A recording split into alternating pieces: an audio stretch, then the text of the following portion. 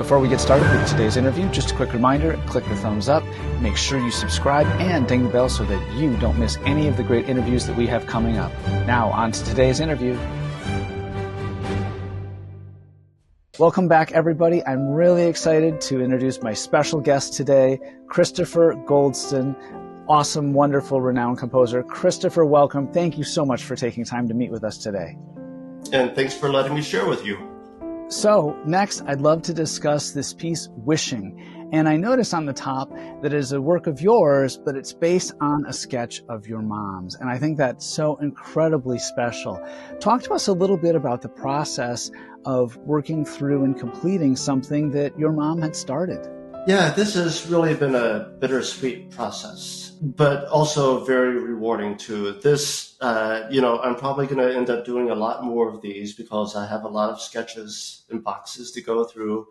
But this piece, the sketch was in a folder that was meant to be in a collection that was never completed called The Lyric Performer, which was a follow-up to The Virtuosic Performer that my mom wrote 2 volumes of.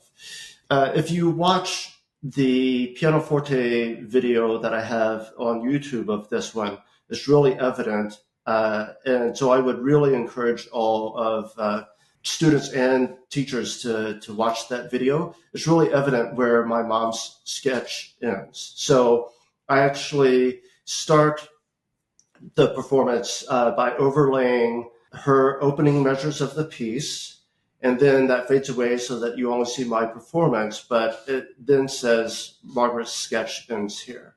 So I think that will be really helpful. She did write just the first 8 measures, and then I, had the task. It was like growing up again, where my mom would give me starting measures and I would finish a piece. So this is that same concept. I feel like I have all these assignments from her still.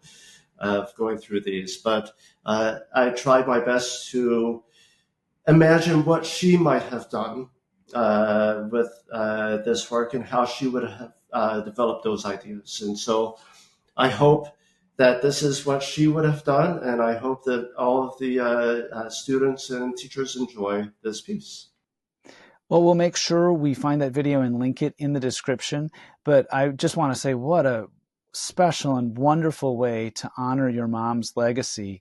And I love that it still feels like she's there guiding you and giving you these composition assignments, which is something that you had mentioned earlier in the interview was part of how you started composing.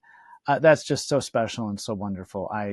It's very, very touching. I think that's awesome. Yeah, it's interesting that you use the word legacy. I have a recording of a recital that my mom gave, and she talked about how I was in school and how she was handed a legacy from her family, and that she would hope that I would carry on the legacy. And you might notice that with all of these works, all of the works that have her name on the cover say that it's the Legacy series, and that's because those works were never published while she was alive. They're new to all of us, except for me, who might have heard them when I was younger. But they've been sitting in a box. So the Legacy series, those are not old works that have been around. They're actually works that I have recently published that are new discoveries. But for these sketches from home, it's purely that. So on the cover, you see that this series is sketches from home. And it's just, I discovered a couple of starting measures or a fragment of a piece, and I decided I really like that idea, and I want to try to finish that for Mom. Oh, that's just beautiful. Everything about that is just wonderful and cool. And what a neat thing that with the Legacy series, you're unearthing these beautiful gems that none of us have ever gotten to see before. We haven't gotten to play them before. We haven't gotten to teach them before. But Margaret's legacy is still living on through you and your publishing efforts. That's just a really cool thing.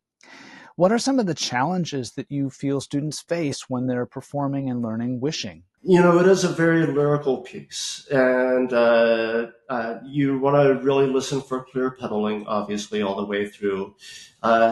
depending on the age of the student and the sizes of their hands, for the climax of the piece on the second page, there are some low octave pedal tones, and then you jump up to play the chords while you're playing the right hand melody for the climax of the piece. So if needed, younger students or students with smaller hands or that have difficulty nailing an octave successfully each time, it's a slow piece. So hopefully it won't be that bad. But if it is a stretch, simply just play the lowest note.